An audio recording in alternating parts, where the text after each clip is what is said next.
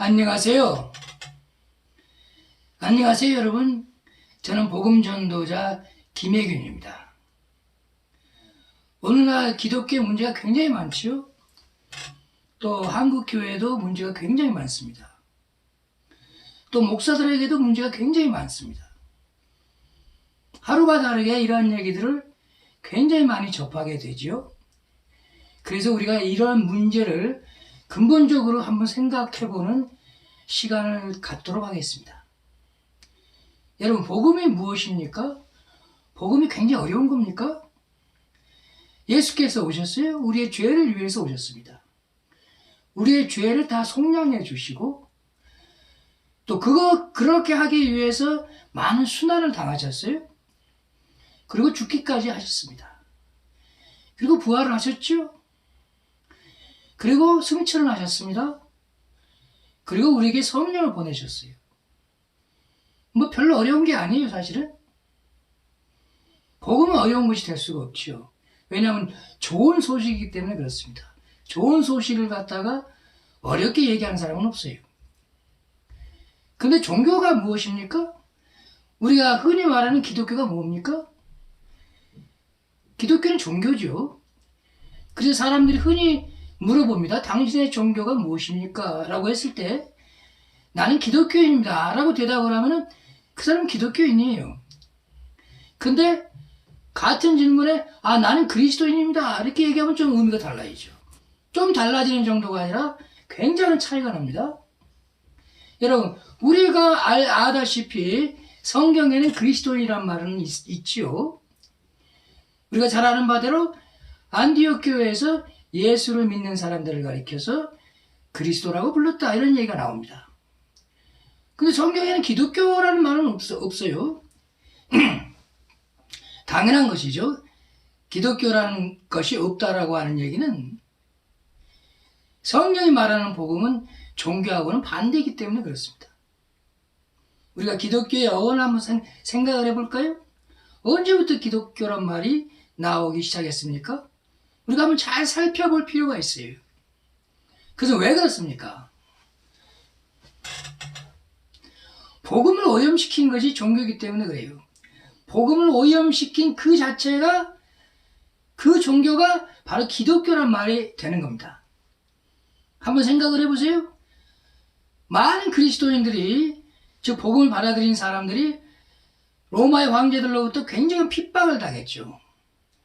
특히 그 핍박은 네로 황제에 이르러서 굉장히 고조가 됐습니다. 그러니까 환난과 핍박 속에서 그리스도인들은 자기의 믿음을 지켰다는 얘기죠. 그런데요, 우리가 잘 생각을 해봐야 됩니다. 로마 황제 네로의 핍박기가 지나면서 이 로마의 황제들은 굉장히 그 지위가 불안정했어요. 다시 말해서 한 49년 정도 되는 세월에 20명이 넘는 로마 황제들이 때로는 살해를 당하고 때로는 교체가 되고 이런 식으로 일종의 파리 목숨과 같은 것이었죠. 이 혼란 시기를 끝장을 낸 사람이 바로 디오클레티아누스 황제라는 사람이었습니다. 이 사람이 과거의 경우로 생각을 해보니까 황제 지위가 굉장히 불안정했던 것은 그 로마라고 하는 광활한 영토를 한 사람의 황제가 다스리기에는 굉장히 어려웠다는 것을 자기가 실감을 하고 있었죠. 그래서 이 사람이 도입을 한 것이 뭐였냐면은 로마를 동서 로마로 나누고 4명의 황제가 다스리는 것이었습니다. 즉 황제가 있고 대황제가 있고 소황제가 있는 그런 제도를 자기가 만든 것이죠. 그래서 대황제가 사망을 했을 때 혹은 고리가 됐을 때에 그로 인한 권력 다툼을 미리 방지하기 위해서 후계자를 미리 지정을 해 놓는 것이죠.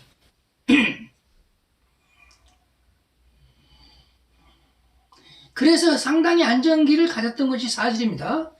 그러나 권력이라는 것이 나눌 수가 없는 것이죠. 같은 로마에 있는데 뭐 동서 로마의 영토를 나눠 가지고 그것을 다른 사람이 다스린다고 해서 거기에 만족할 사람은 없습니다. 권력의 속성 자체가 장악을 하는 거예요. 어떠한 사람이 장악을 하게 되어 있어요. 특히 황제의 권력은 더하지요. 예. 근데 이때에 나타난 것이 뭐였냐면은 바로 그 동로마 황제의 리키니우스라는 사람이 있었고 서르마 황제의 콘스탄티누스가 있었습니다. 이 두 사람만 남은 거죠. 그러니까 네 명이 출발을 했지만은 결국에는 그런 것이 필요 없었다는 거죠. 근데 이 두 사람만 남았는데 이 두 사람 또한 마찬가지죠. 누군가 로마를 통일하는 단 한 사람의 황제만 존재할 뿐이죠. 근데 그 와중에서 이 두 사람이 가장 골머리를 앓았던 것이 바로 그 제국 안에 있는 종교들이었어요. 그리스도인들을 포함해서 각종의 종교가 굉장히 골칫덩어리였죠. 그래서 통치를 원활하기 위해서 이 사람들은 합의를 봅니다. 그 합의가 뭐였냐면 모든 종교의 자유를 인정한다는 거였어요. 거기에 그리스도인들 포함되어 있죠. 근데 특별히 콘스탄티누스 황제는 이 그리스도인들을 갖다가 굉장히 많은 호감을 가지고 있었어요. 제국의 통치를 하는 데 있어서 굉장히 많은 도움이 될 세력으로 본 것이죠. 그리고 과거로부터 얻었던 교훈, 핍박을 하고 죽이고 잡아들이고 이렇게 해봐야 그런 사람들은 씨도 안 먹힌다는 거죠. 그래서 많은 특징을 생각하게 된 겁니다. 어쨌든 간에 이 두 사람의 황제가 모여서 모든 종교 자유를 허용한 것이 바로 우리가 흔히 말하는 밀라노 칙령이었어요. 원래 이 밀라노 칙령이라고 부르고 있지만은 사실은 동로마의 수도 니코메디아라는 곳에서 발표를 한 겁니다, 사실은. 근데 그 합의를 밀라노에서 했다고 해서 우리가 흔히 밀라노 칙령이라고 부르는 겁니다. 이렇게 해서 그리스도인들이 흡수를 했습니다. 그리스도인들이 흡수하다가 보니까 어떤 현상이 생깁니까?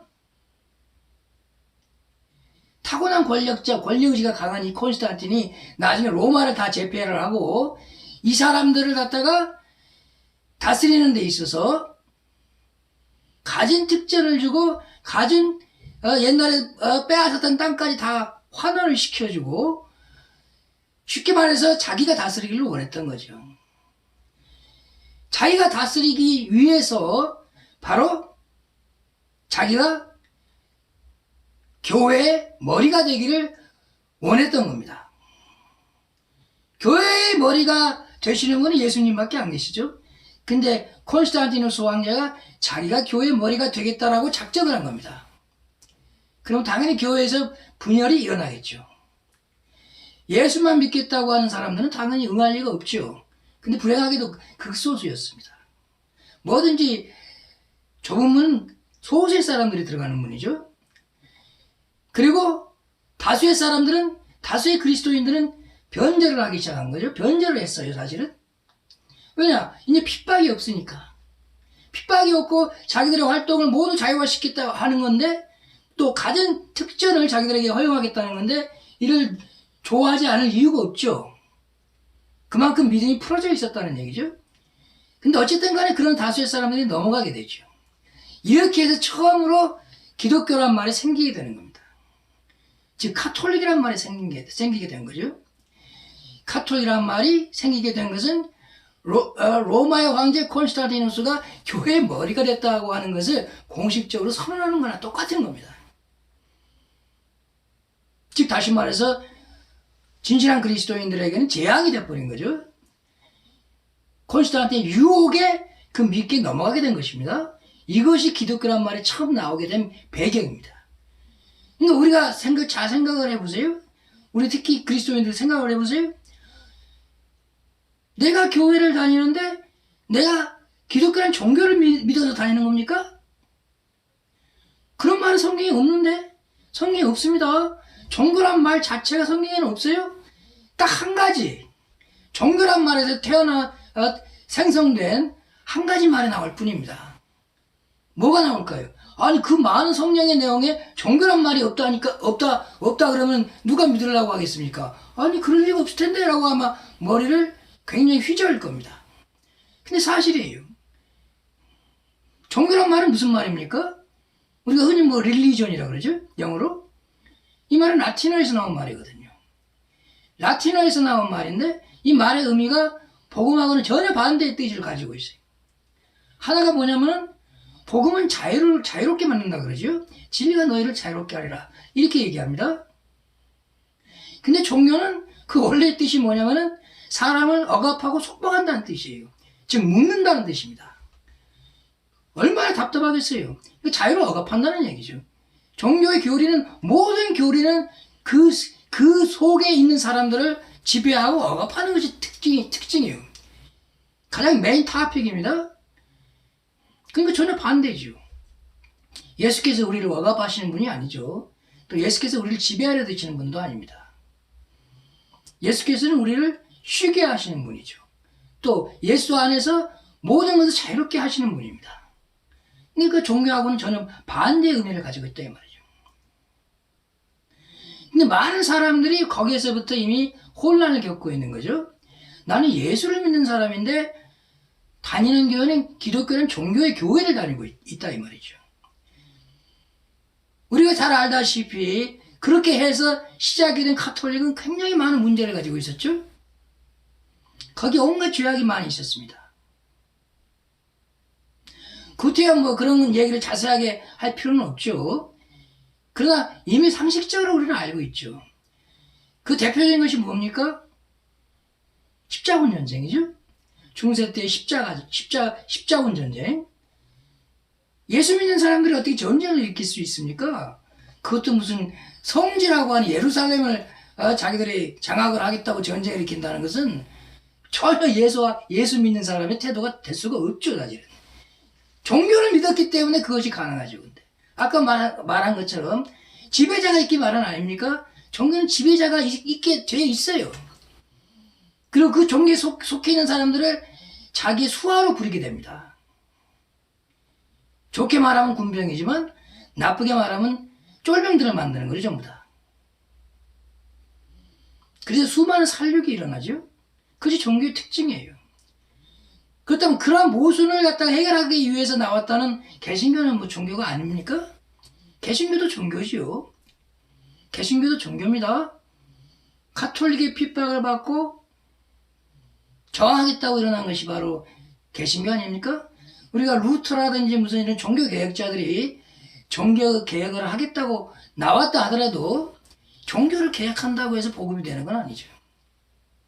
여러 가지 문제가 있는데 좀 문제 좀 줄여보자 하는 정도의 의미지, 이미 종교로 오염되어 있는 것을 갖다가 그걸 개혁한다고 복음이 되는 건 아니죠.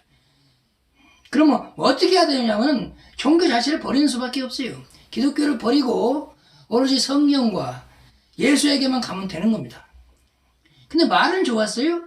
오직 성경, 오직 예수, 오직 은혜 이렇게 얘기를 했지만 결국에는 종교적 특징을 벗어나고 있지는 못했죠. 오히려 시간이 가면 갈수록 종교적 특징이 너무나 강성해지면서 복음적 요소가 오히려 사라지고 있는 것이죠. 지금의 세계의 모든 기독교가 다 그런 흐름으로 가고 있는 겁니다. 한국교회는 더 심하죠. 과거에 이런 말이 있었죠. 지금도 뭐 돌아다니는 말입니다만은 갈릴리에서 시작한 예수의 복음이 로마에서 종교가 되고 유럽에서 문화가 되고 미국에 가서 기업이 되고 한국에 가서 대기업이 되었다. 뭐 이런 말이 있었잖아요. 누가 만들었는지는 모르겠지만 굉장히 잘 일리가 있는 말입니다. 근데 대부분의 지금 한국 교회에서는 그 로마로부터 시작된 철저하게 오염된 그 복음이었던 기독교란 종교를 믿는 사람들 되고 말았어요. 모든 교회가 그런 색채를 띠고 있습니다. 사실은 거의 모든 교회가 그래요. 자, 우리가 한번 생각을 해봐요. 많은 교단들이 있죠. 뭐 개신교는 뭐 300개가 넘는 교단이 있다고 그럽니다. 벌써 이 자체가 잘못된 거죠. 그 교단이 그렇게 많을 이유가 뭐가 있습니까? 그리스도의 교회는 다 한 가지밖에 없는 거죠, 사실은. 물론 카톨릭을 말하는 건 아니에요. 그래 이미 오염되는 종교니까. 예?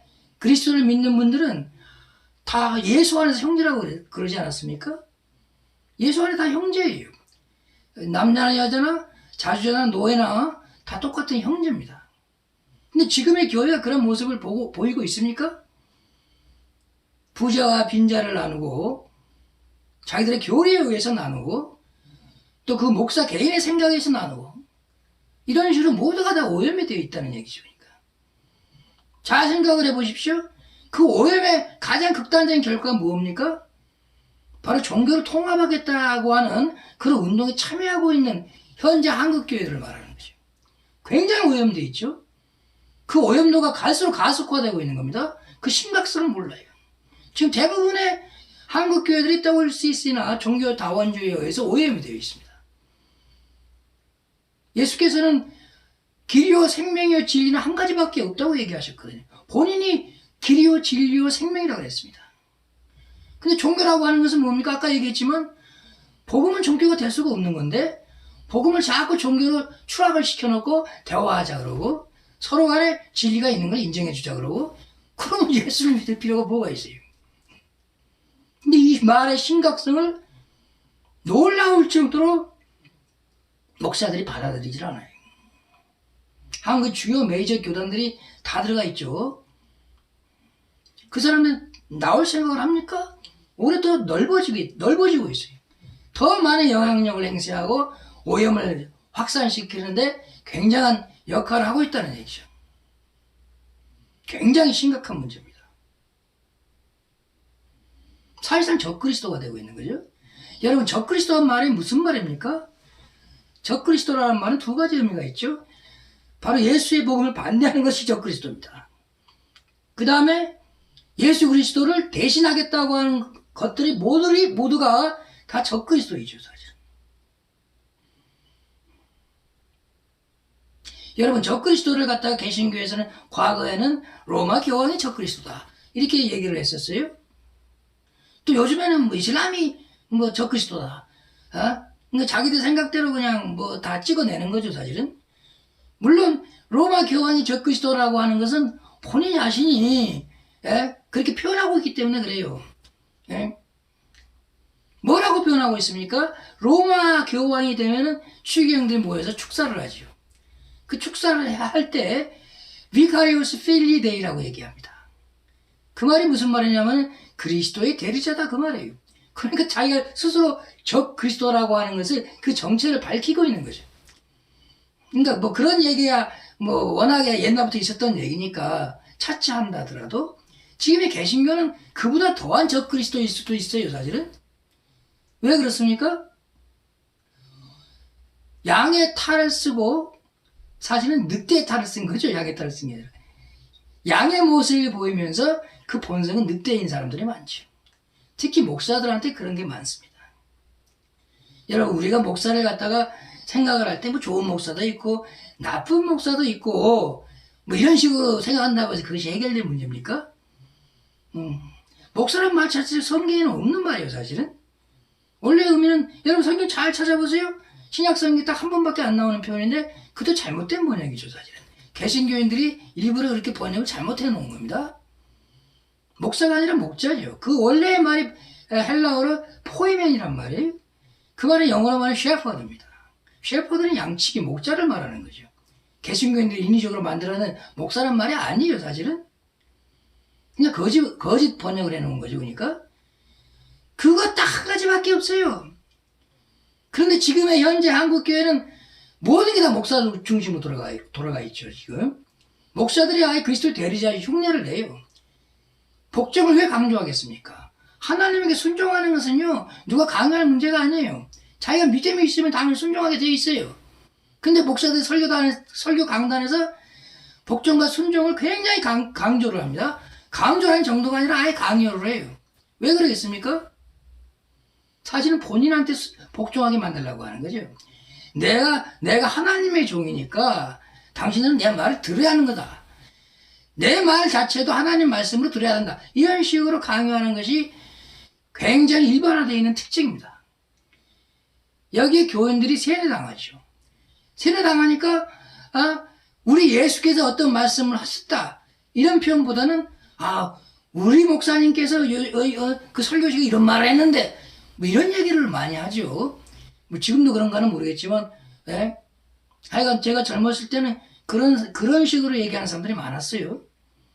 말끝마다 우리 목사님이 무슨 얘기를 했더니 도대체 예수를 믿는 건지, 그 우리 목사를 믿는 건지 분간이 안 갈 정도로 굉장히 많은 말들을 합니다. 또 예배도 마찬가지입니다. 복음에 있어서 예배란 말이 무슨 말입니까? 지금처럼 의식화되고 어떤 제2의 도구로서 행해지는 것이 예배입니까? 예배에는 순서가 있는 것이고 그대로 해야 되는 것이 예배입니까? 성경 어느 곳에도 그런 식으로 예배가 묘사되어 있는 것이 없어요, 사실은. 예배도 자유로운 겁니다. 예배의 궁극의 목적은 뭡니까? 말씀을 나누고 하나님께 영광을 드리는 거예요. 그러니까 하나님의 말씀을 나누는 것이죠. 또 하나님의 사랑을 서로 간에 나누는 겁니다. 그것이 예배입니다. 지금처럼 어떤 순서에 의해서 정해져가지고 설교자는 목사가 독점을 하고 있고 성령이 어디 설교를 갖다가 목사만 하라는 얘기가 있습니까? 여러분, 복음을 전하는 사람들은 다 말씀을 전할 수 있는 자격이 있는 사람인 거예요. 예수를 믿는 사람은 누구나 그렇게 할 수가 있는 겁니다. 우리가 짧은 메시지를 전할 때는 설교라고 하진 않죠. 복음 메시지다 이렇게 얘기합니다. 그러나 그 시간이 길어지게 되면 일종의 설교가 되죠. 그러나 설교라고 한다 하더라도 그 말은 어떤 사람이 독점할 수 있게 되어 있는 건 아니죠. 형제 안에서 뭔가를 전하는 사람이 나오는 것이고 또 복음을 전하는 사람이 나오고 또 형제들은 다 그렇게 해야 될 의무가 있어요, 사실은. 그러니까 우리가 얘기하는 것은 하나님의 말씀에 철저하게 집중을 해야 되는 것이죠. 그걸 대신 전한다는 사람한테 귀를 기울여야 될 필요는 없어요. 성경에 다 있습니다, 사실은. 또 오늘날과 같이 지식혁명의 시대에는 자기가 노력만 하면 얼마든지 다 검색을 할 수가 있고 굳이 신학교를 갈 필요도 없습니다, 사실은. 신학교라는 것이 오히려 지금은 하나님과의 거리를 멀어지게 하는 장소가 되고 있죠. 얼마나 위선적인 곳이 되고 있습니까? 그 사람들이 자기를 희생을 해서 정말 그리스도 예수를 위해서 목숨을 바칠 정도의 헌신을 하겠다는 마음으로 신학생들이 들어옵니까? 제가 얼마 전인가 신학생들의 그 설문조사를 제가 본 적이 있어요. 왜 신학교를 들어왔느냐고 물어본 거예요. 다 목사가 되기 위해서 들어왔다. 그럼 왜 목사가 되느냐? 우리가 기대하는 대답이 없어요, 사실은. 우리가 기대하는 대답은 복음을 위해서 헌신을 하고 그리스도 예수의 사랑으로서 이 세상을 광양한 세계로 만들겠다. 이런 얘기가 나올 줄 아는데 그런 얘기는 거의 없습니다. 또 심지어는 솔직하게 얘기한답시고 아이고 이 나이에 그 젊은 나이에 목사만큼 좋은 직책이 어디가 있느냐 말이지. 직업이 어디 있느냐 말이지. 과거에 그랬던 적이 있었습니다. 불과 얼마 전까지만 해도 그랬어요, 사실. 근데 지금은 전혀 다르죠. 이제는 목사가 됐다고 해서 교회를 개척한다고 해서 사람이 들어오는 건 아니죠. 이미 기존의 한국교회의 혐오감을 느껴가지고 한계를 느껴서 탈출한 소위 가나안 성도라는 사람들이 200만을 돌파했다고 합니다. 어떤 근거로 200만이 돌파했다는 얘기인지는 내가 잘 모르겠지만 아무튼 그런 기사를 본 적이 있어요. 그게 뭡니까? 교회가 교회다운 모습이 아니고 그리스도 예수의 교회가 아니라 기독교란 종교에서 썩어 빠진 교회가 되고 있기 때문에 사람들이 탈출을 하는 것이죠. 자유함이 없어요. 여러분 잘 생각을 해보세요. 교회 다니시는 분들. 교회 가서 자유함이 있습니까? 진정한 어떤 행복이 느껴집니까? 그냥 의무적으로 습관적으로 다니는 것 그런 경우가 많겠죠. 목사도 마찬가지입니다. 다 습관적이에요. 장로도 그렇죠. 가장 결정적인 것이 뭡니까? 그 오염되고 썩어있는 그 내용의 가장 중심적인 의미가 뭡니까? 그것이? 지금의 우리 한국 교회는 거의 모두가 다 니콜라당의 교리에 의해서 지배당하고 있는 교라고 해도 과언이 아닙니다. 여러분 니콜라당이라는 말 많이 들어봤죠? 물론 목사들이 그런 말을 갖다가 설교의 주제로 삼는 경우는 내가 들어본 기억이 별로 없습니다. 여러분들의 교회는 어떤지 모르겠지만 잘 생각을 해보세요. 요한계시록에 나오는 그 니콜라당의 교리가 뭡니까? 니콜란 말은 지배한다는 뜻이에요. 라이란 말은 라오스에서 나온 말입니다. 즉 평범한 사람들이란 뜻이에요. 그러니까 평범한 사람들을 지배한다는 뜻이에요. 이 말이 교회로 가면 어떻게 됩니까? 성직자와 소위 말하는 평신도로 나눠서 성직자가 평신도를 지배한다. 이런 의미가 되고 마는 거죠. 물론 목사들이 내가 당신들을 지배합니다. 이렇게 말하는 사람들은 전혀 없어요. 그렇게 얘기하는 사람은 오히려 솔직한 사람이라고 해야죠. 대부분 다 내가 당신들을 섬기고 교회를 섬깁니다. 이렇게 얘기합니다. 근데 그 나오는 행태는 전혀 반대죠. 자기 말을 잘 듣지 않는 사람은 쫓아내려고 그래요. 그리고 그 사람이 믿음이 부족하거나 혹은 잘못된 믿음을 가지고 있기 때문에 자기들의 말을 신뢰하지 않는다. 이렇게 얘기합니다. 그러니까 스스로 쫓아내는 거죠, 사실. 그러니 가난한 성도들이 많을 수밖에 없어요. 온전한 믿음 생활을 하고 싶어도 목사들이 이렇게 폐역된 상황이기 때문에 당연히 쫓겨나갈 수밖에 없습니다. 아, 나는 예수를 정말 잘 믿고 싶고 내 삶 전체가 예수에 의해서 이끌리는 그런 삶이 되기를 원하는데 교회만 가면 오히려 반대가 되니까 얼마나 억압당하고 얼마나 자유함이 없고 얼마나 율법적인지 거기에서 사람이 질식할 것 같아요. 일반 사람들은 그래도 일반 사람들은 자기들이 가지고 있는 사회적 규범에 의해서 자유로울 수가 있어요. 그렇지 않습니까? 근데 교회는 진정한 자유하고는 담을 쌓은 것처럼 간섭하는 오염된 물질들이 많다는 거죠. 그러니까 사람도 포함해서 전부 다 뭔가 억압을 하고 뭔가 간섭을 하려고 하는 건 투성입니다. 여러분 중상하고 모략하고 비방한다는 얘기가 무슨 말이겠어요? 전형적인 마귀의 역사겠죠? 근데 그 말 자체가 뭡니까? 부당하게 간섭한다는 얘기예요. 그리스도를 믿는 사람으로서는 해갈 수 없는 그러한 것들이 만연되어 있다는 거죠. 목사라고 해서 다른 게 아니죠. 오히려 목사들이 그런 걸 조장을 합니다. 또 이렇게 얘기하면 좋은 목사도 있어요. 근데 좋은 목사가 기독교라고 하는 종교의 테두리 안에서는 그 사람이 정도의 차이일지언정 뭐 좋은 인격을 볼 수는 있겠죠. 그냥 그게 한계가 있을 수밖에 없습니다. 아까도 얘기했잖아요. 목사들이 WCC에 자기 교단이 가입되어 있는 것을 갖다 건성으로 얘기해요. 나만 뭐 그런 거에 신경 안 쓰면 되는 것이지 내 교단에 거기 가입되어 있다고 해서 뭔 문제냐? 그게 문제가 안 되는 겁니까? 문제가 될 수가 없는 거예요, 그게? 제가 볼 때 굉장히 심각한 문제죠. 진리가 여러 가지가 있고 각 종교마다 진리가 있다고 하면은 뭐하러 예수를 믿습니까? 그냥 자기가 그 중에 마음에 드는 진리 하나 택해서 그냥 믿으면 되지. 근데 이 심각성을 몰라요. 또 안다 하더라도 행동이 없어요, 사실은. 여러분 그것이 80% 이상이 다 그래요. 지금 한국교회가 썩었다라고 하는 것은 단순히 윤리적이고 도덕적인 면만 얘기하는 것이 아닙니다. 근본 하나님의 본체이신 예수만을 믿어야 되는데 그거를 인정하지 않는다는 거죠. 기요 생명이요 진리신 예수 인정하지 않으니까 그런 썩어있는 운동에 가담을 하고 있는 거 아니겠어요? 그러면서도 전혀 아무 생각이 없어요. 회개할 줄을 몰라요. 그 사람이 예수의 정말 종이 될 수가 있어요? 그런 사람이?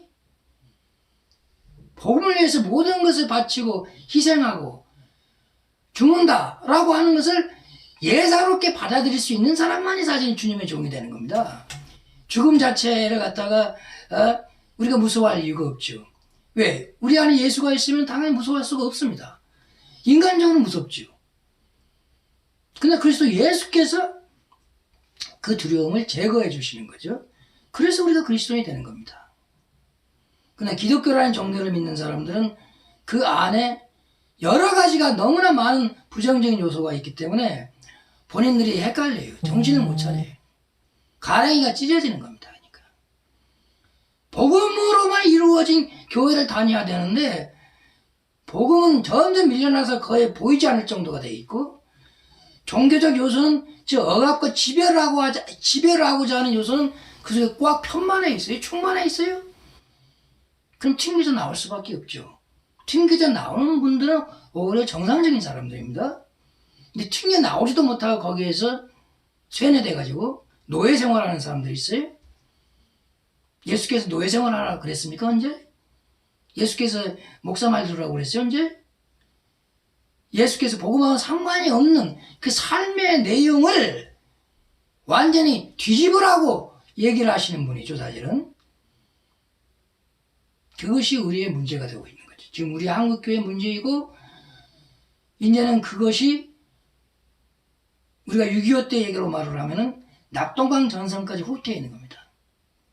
복음을 따르고자 하는 사람들은, 예수만을 따르고자 하는 사람들은 나날이 줄어들고 종교화 돼가지고 자기가 하나님을 대적하는 줄도 모르는 사람들이 늘어나고 있는 거죠. 이제는 그 두 가지가 혼합이 돼가지고 정신을 못 차리고 있는 상황입니다. 그런 곳에서 하루빨리 벗어나야지요. 그러니까 성도들은요, 내가 이런 얘기도 들었어요. 어떤 사람들에 의해서 그분들은 독립교회를 하는데 성도들이 목사 안수를 준답니다. 성도들이 목사 안수를 준다 그러면 아마 기존의 교회들은 뭐 그런 게 어디냐, 엉터리다, 무슨 권위가 있느냐, 그런 것이 아마 이렇게 따질지도 몰라요. 그럼 성도가 자기들의 지도자로서 그 어떤 한 사람을 목사로 안수를 한다고 해서 그것이 잘못된 겁니까? 그것이? 안수를 뭐 목사만이 할 수 있는 거예요? 내가 아까 얘기했지만 목사란 말은 성경에 없는 말이에요. 사실은 종교주의자들이 그렇게 만들어 놓은 것에 지나지 않는 겁니다. 우리가 대통령을 시민 가운데서 뽑잖아요. 국민의 한 사람 뽑는 거 아닙니까? 대통령은 임기가 있어요. 임기나 물러나게 돼 있는 겁니다. 성도도 마찬가지예요. 교회, 성도가 연합해서 교회가 된 거죠. 그러니까 당연히 성도들에게 권리가 있는 것이고 자격이 있는 겁니다. 성도들이 연합하지 않았으면 어떻게 교회가 됩니까? 목사가 교회를 개척했으니까 내 교회다. 그래서 자기들 마음대로 하겠다. 이러면 그것은 그 사람은 사교를 맡는 것에 지나지 않은 거죠. 자기가 주인이가 어디가 있어요? 모든 게 다 우리가 하나님의 주인이라고 그러잖아요. 자기가 주인일 수가 없죠, 당연히. 돈도 마찬가지입니다. 다 마찬가지예요. 버릴 수밖에 없어요. 버릴 수밖에 없는 이유는 버려야만이 우리가 쉽게 얘기해서 복음을 전할 수 있기 때문에 그래요. 쓸데없는 건 다 버려야 되는 겁니다. 거기에 뭐 전통을 구별할 이유도 없고 아무것도 구별할 이유가 없어요. 오직 예수의 복음만을 위해서 모든 것을 헌신하고 버리겠다는 마음 외에는 필요한 것은 존재하지 않습니다. 무슨 신학을 배워요? 신학을 배운다고 해서 믿음이 커지고 성장합니까? 예수께서 배운 제자들이 무슨 특별한 학력이 있었습니까? 뭐 그때는 신학이란 말도 없었을 때예요. 그 신학이란 말도 없는 시대 때인데도 그 사람들은 복음을 전했어요. 우리가 복음을 전해야지 뭐 신학을 전합니까? 이게 다 종교에서 나온 얘기죠. 종교가 있었기 때문에 종교가 있는 상황에서는 신학이 존재할 수밖에 없죠. 왜냐하면 지배를 하기 위해서는 거기에 걸맞는 교리와 각종의 규정을 만들어야 하기 때문에 그래요. 근데 그런 속임수에서 벗어날 때가 됐죠, 이제. 기독교 역사가 굉장히 수천 년의 역사가 되어 있지만은, 그러나 그 역사는요, 복음이 확장된 역사를 말하는 게 아닙니다. 복음의 오염사죠, 사실은. 지금의 교회사는 사실은 복음의 오염된 것의 역사에 극단에 지금 치닫고 있는 거죠, 사실은. 여러분, 교회사를 자세히 보세요. 분열과 투쟁밖에 없어요. 분열과 싸움과 적대와 뭐 이런 것밖에 존재하지 않습니다.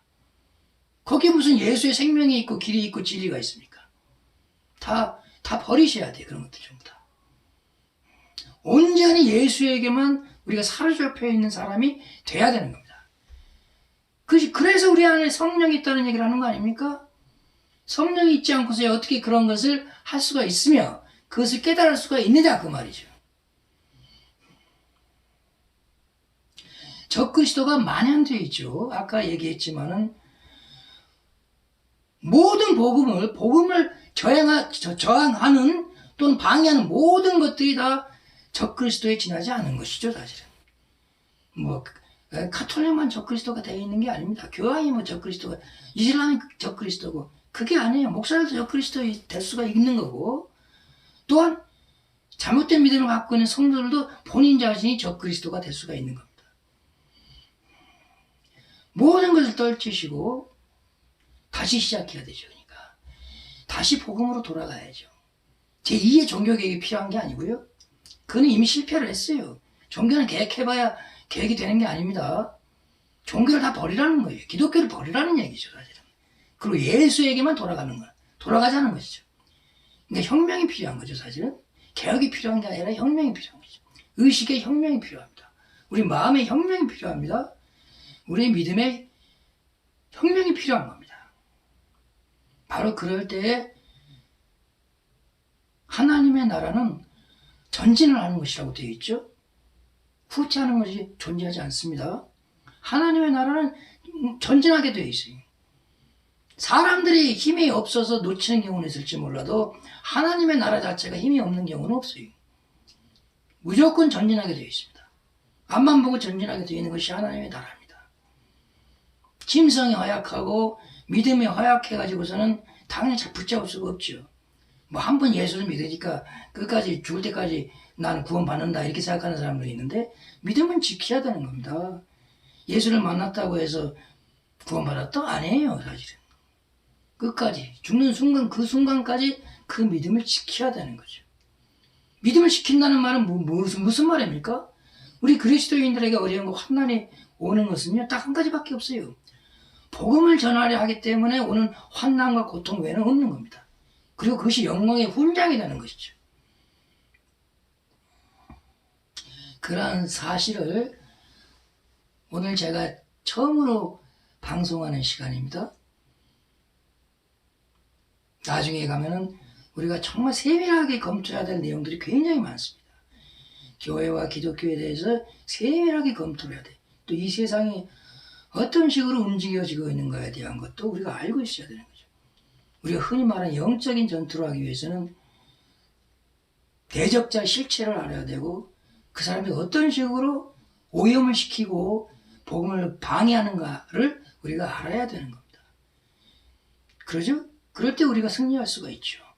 또 그러한 승리할 수 있는 지혜와 능력을 바로 예수께서 주시는 겁니다. 그래서 복음의 능력이라고 그러죠. 그를 복음의 능력이 있어야 됩니다. 기독교인들은 전도하라 그러면은 교회 소개하는 정도로 끝나버리고 마는 경우가 많죠. 교회 소개하는 것이 전도가 아니죠, 사실. 자기가 복음을 설명할 수 있어야 됩니다. 그리고 그 복음적 설명의 내용이 자기 삶과도 일치해야 되겠죠. 왜냐하면 사람들은 말을 하는 것만 듣고 믿으려고 하는 건 아니니까. 그 사람의 삶을 보고서 혹은 처음 본다고 하더라도 선한 행실을 하는 사람들은 그 선한 이미지가 몸에서 나오죠. 얼굴에서 나옵니다. 하나님께서 주신 그 양심이라든지 그 마음은요. 만인의 공통이에요, 사실은. 그 사람이 정신이 병자가 되지 않는 이상에는 정상적인 마음은 똑같은 겁니다. 똑같이 느끼고 선한 사람을 보면 선하구나 하라는 걸 느끼는 겁니다. 근데 지금의 기독교인들 그런 모습이 보입니까? 더 악랄하다 그러죠. 더 나쁜 놈들이 많다라고 세상 사람들이 평가를 해요. 그러니 얼마나 기독교가 엄청난 문제를 가지고 있는 것인가를 또 교회가, 목사가 이걸 실감하셔야 돼요. 거기에서 다 해방이 될 필요가 있는 겁니다. 그리스도를 닮기를 원하신다고 하면 당연히 그래야죠.